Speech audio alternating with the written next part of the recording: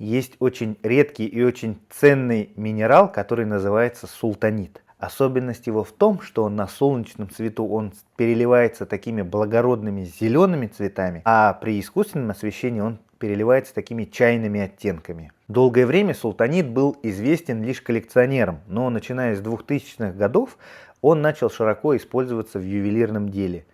И вот такой ювелирной чистоты камни добываются всего в одном месте в мире. Это в Турции, в Каппадокии. Кстати, вы замечали, насколько нас привлекает способность чего-либо менять свой цвет? В природе мы встречаем такую способность у хамелеонов, осьминогов, кальмаров, когда они могут менять свой цвет в зависимости от окружающей их среды.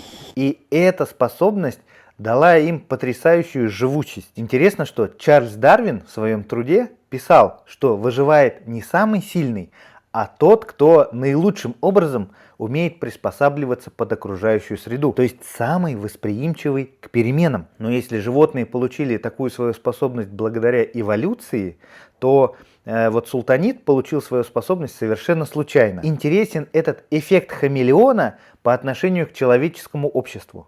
С одной стороны, мы ценим тех людей, которые придерживаются своих ценностей, своих традиций и не изменяют им.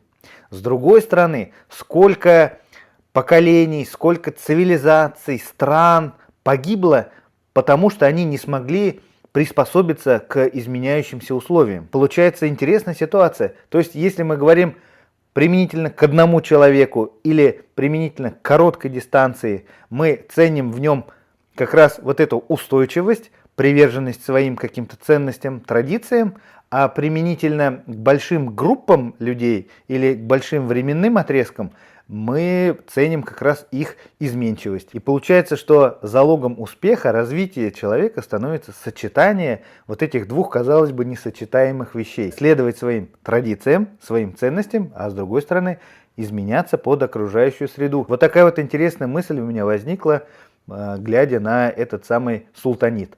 Напишите, пожалуйста, в комментариях, что думаете по этому поводу.